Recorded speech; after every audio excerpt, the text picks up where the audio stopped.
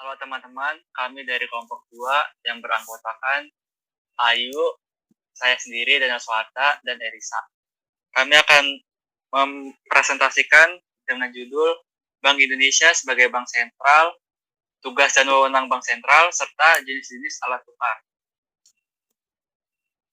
Bank Indonesia sebagai Bank Sentral, untuk pertama kali, peranan Bank Sentral di Indonesia dilaksanakan oleh Bank Negara Indonesia yang didirikan tanggal 5 Juli 1946. Akan tetapi, kemudian pemerintah melakukan nasionalisasi terhadap The Javas Bank menjadi bank sentral dengan Undang-Undang Nomor 24 Tahun 1951. Dengan nasionalisasi tersebut, maka The Javas Bank berfungsi sebagai bank sirkulasi sekaligus sebagai bank umum sampai keluarnya Undang-Undang Nomor 11 Tahun 1953 tentang Undang-Undang Pokok Bank Indonesia. Pada era masuknya pemerintahan Orde Baru, tatanan perbankan di Indonesia berhasil diperbaharui, yaitu kembali memfungsikan Bank Indonesia secara utuh sebagai bank non-komersial, sebagai bank sentral. Untuk mewujudkan cita-cita itu, maka dikeluarkan Undang-Undang Nomor 13 Tahun 1968 tentang Bank Sentral, yang kemudian mengalami perubahan dengan berbagai perundang-undangan. Kedudukan Bank Indonesia sebagai bank sentral secara tegas diatur dalam Undang-Undang Nomor 23 Tahun 1999 tentang Bank Indonesia, yang dalam pasal 4 menentukan bahwa sebagai berikut. Ayat 1, Bank Indonesia adalah Bank Sentral Republik Indonesia. Ayat 2, Bank Indonesia adalah lembaga negara yang independen, bebas dari campur tangan pemerintah atau pihak-pihak lainnya, kecuali untuk hal-hal yang secara tegas diatur dalam undang-undang ini. Ayat 3, Bank Indonesia adalah badan hukum berdasarkan undang-undang ini. Dalam pasal 5, ditentukan tempat dan kedudukan Bank Indonesia sebagai berikut. Ayat 1, Bank Indonesia berkedudukan di Ibu Kota Negara Republik Indonesia. Ayat 2, Bank Indonesia dapat mempunyai kantor-kantor di dalam dan di luar wilayah negara Republik Indonesia. Bank Indonesia merupakan satu-satunya lembaga yang berwenang untuk mengeluarkan dan mengedarkan uang rupiah serta mencabut, menarik, dan memusnahkan uang dimaksud dari peredaran, terdapat di dalam pasal 20. Uang yang dikeluarkan oleh Bank Indonesia dibebaskan dari bea materai, pasal 21. Bank Indonesia tidak memberikan penggantian atas uang yang hilang atau musnah karena sebab apapun. Kemudian, Bank Indonesia dapat mencabut dan menarik uang rupiah dari peredaran dengan memberikan penggantian dengan nilai yang sama. Apabila 5 tahun sesudah tanggal pencabutan masih terdapat uang yang belum ditukarkan, nilai uang tersebut diperhitungkan sebagai penerimaan tahun anggaran berjalan. Uang yang ditukarkan sesudah berakhirnya jangka waktu diperhitungkan sebagai pengeluaran tahun anggaran berjalan. Hak untuk menuntut penukaran uang yang sudah dicabut tidak berlaku lagi setelah 10 tahun sejak tanggal pencabutan. Pelaksanaan pencabutan dan penarikan uang dari peredaran ditetapkan dengan peraturan Bank Indonesia. Berkaitan dengan kewenangan di bidang perizinan, Bank Indonesia A. Memberikan dan mencabut izin usaha bank. B. Memberikan izin pembukaan, penutupan, dan pemindahan kantor bank. C. Memberikan persetujuan atas kepemilikan dan kepengurusan bank. D. Memberikan izin kepada bank untuk menjalankan kegiatan-kegiatan usaha tertentu. Dalam melaksanakan tugasnya, Bank Indonesia dipimpin oleh Dewan Gubernur. Dewan Gubernur terdiri atas seorang gubernur, seorang deputi gubernur senior, dan sekurang-kurangnya 4 orang atau sebanyak-banyaknya 7 orang deputi gubernur. Dalam pasal 4, Undang-Undang Nomor 3 Tahun 2004 tentang perubahan atas Undang-Undang Republik Indonesia Nomor 23 Tahun 1999 tentang Bank Indonesia, semakin memperjelas posisi dari Bank Indonesia sebagai bank sentral sebagai berikut. 1. Bank Indonesia adalah Bank Sentral Republik Indonesia. 2.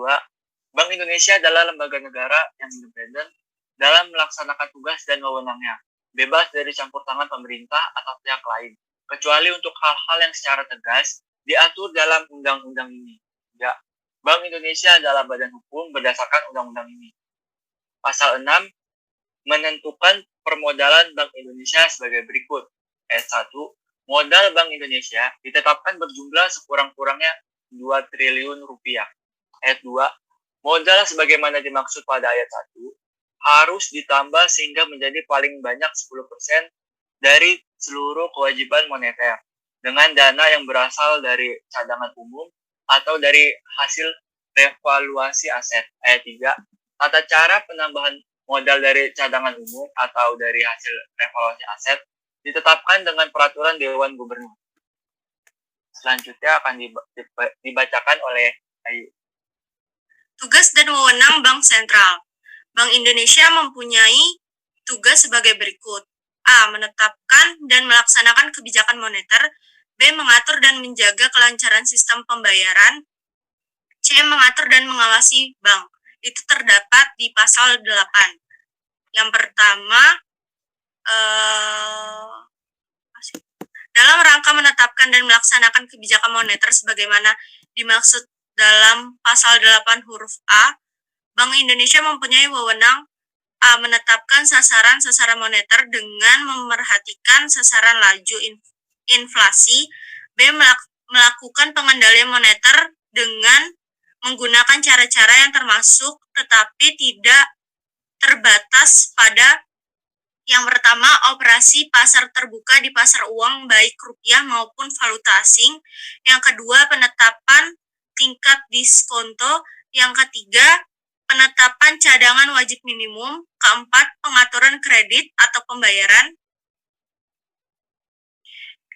Ayat kedua, cara-cara pengendalian moneter sebagaimana dimaksud pada ayat 1 huruf B dapat dilaksanakan juga berdasarkan prinsip syariah. Ayat ketiga, pelaksanaan ketentuan sebagaimana dimaksud pada ayat 1 huruf B dan ayat 2 ditetapkan dengan peraturan Bank Indonesia terdapat di pasal 10. Bank Indonesia dapat memberikan kredit atau pembiayaan berdasarkan prinsip syariah untuk jangka waktu paling lama 90 hari kepada bank untuk mengatasi kesulitan pendanaan jangka pendek bank yang bersangkutan.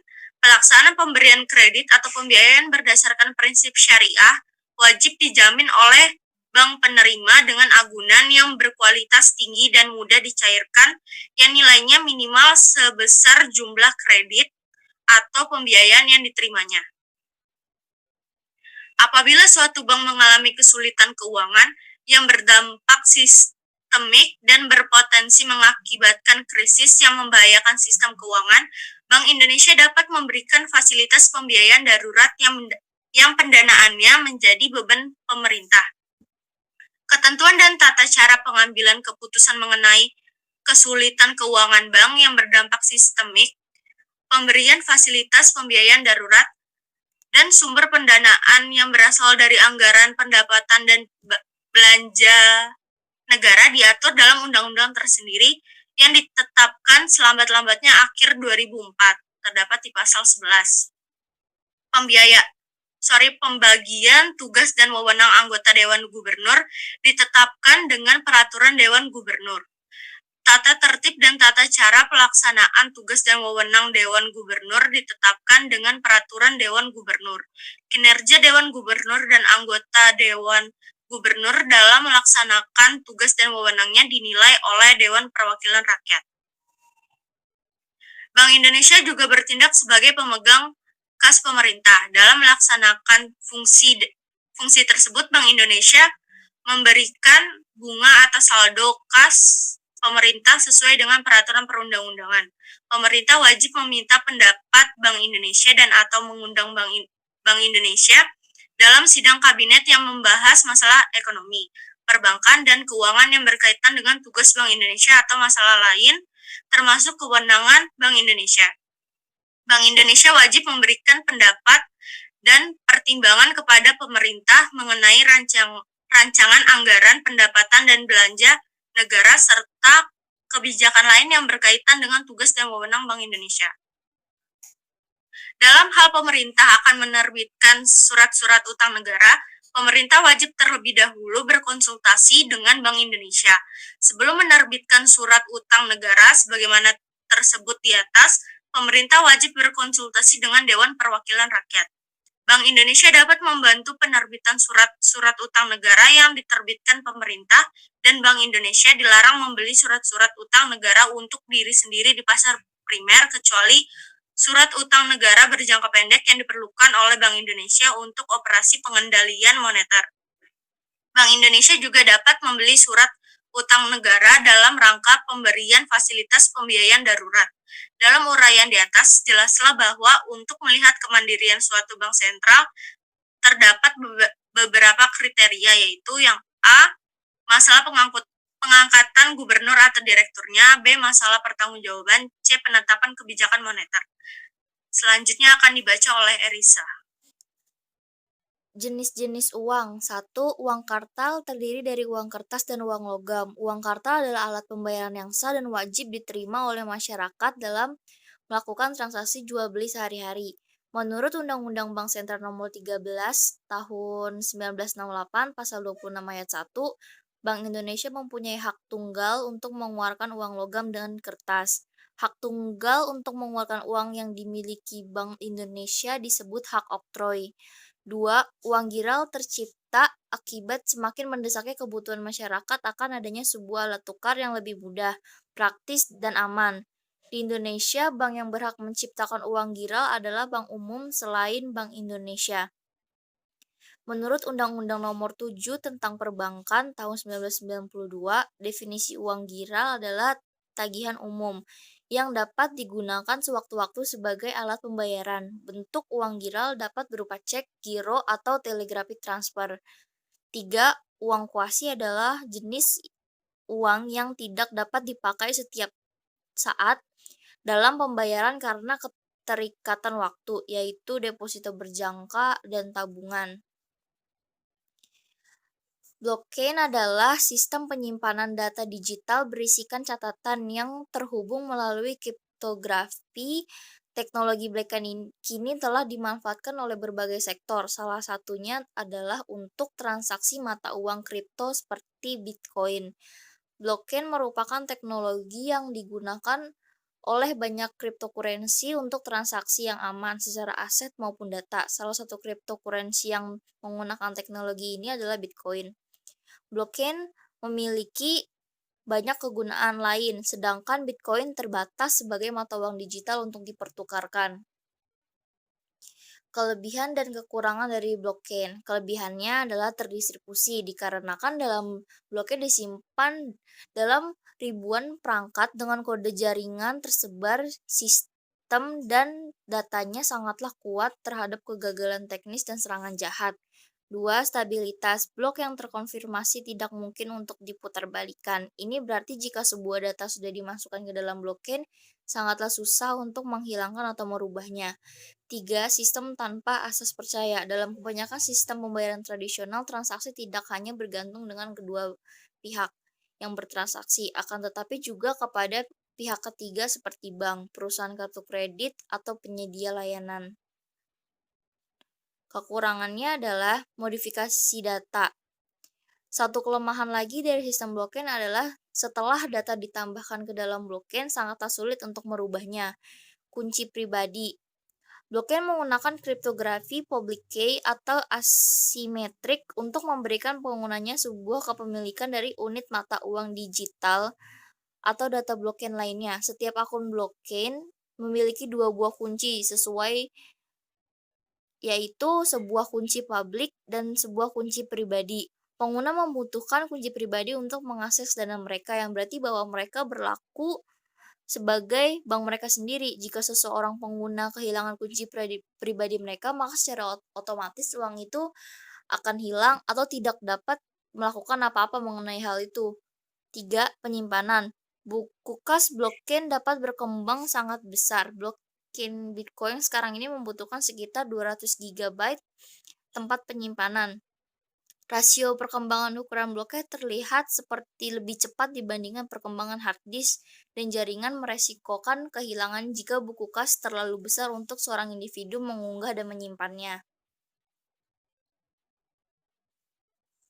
Sekian presentasi dari kami, terima kasih. Halo teman-teman, kami dari kelompok 2 yang beranggotakan Ayu, saya sendiri, Daniel Suharta, dan Erisa. Kami akan